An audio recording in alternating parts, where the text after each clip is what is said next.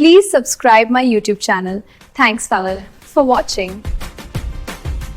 दोस्तों, आज की कहानी एक ऐसी दुनिया की है जहां एक अनजान वायरस पूरी मानव सभ्यता को खत्म कर चुका है। धरती पर मौजूद लगभग हर इंसान मर चुका है। शहर वीरान हैं, सड़कें खाली हैं और हर तरफ सन्नाटा फैला हुआ है। लेकिन इस पूरी तबाही के बीच एक इंसान अब भी जिंदा है। उसका नाम है फिलिप।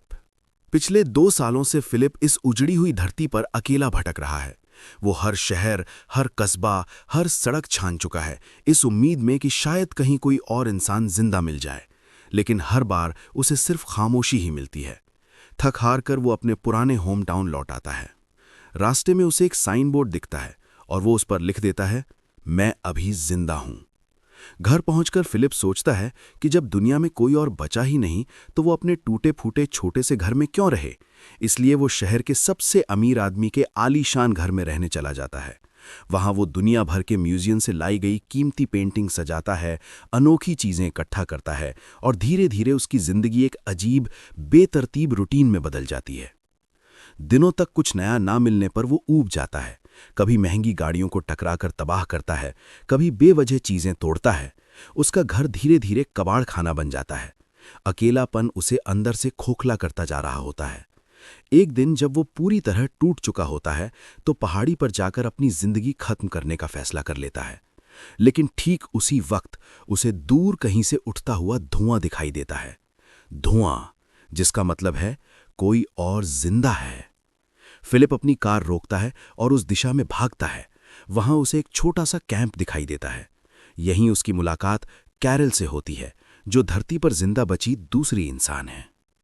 शुरुआत में दोनों एक दूसरे से डरे हुए होते हैं, लेकिन धीरे धीरे बातचीत शुरू होती है।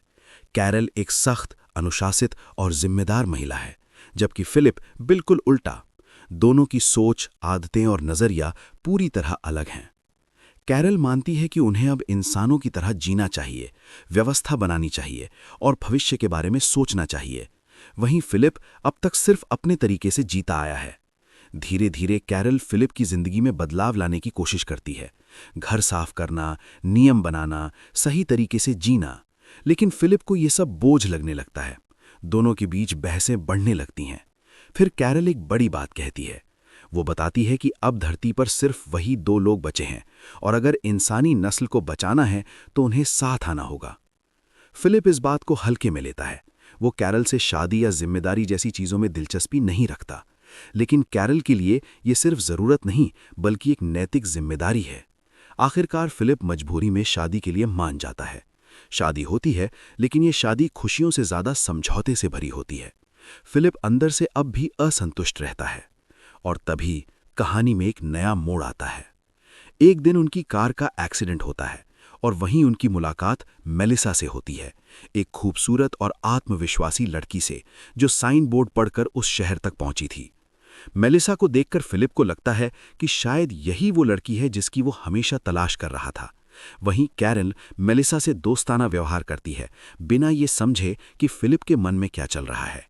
अब फिलिप 3 लोगों के बीच फंस जाता है। एक तरफ कैरल है, जिसने जिम्मेदारी के लिए उससे शादी की।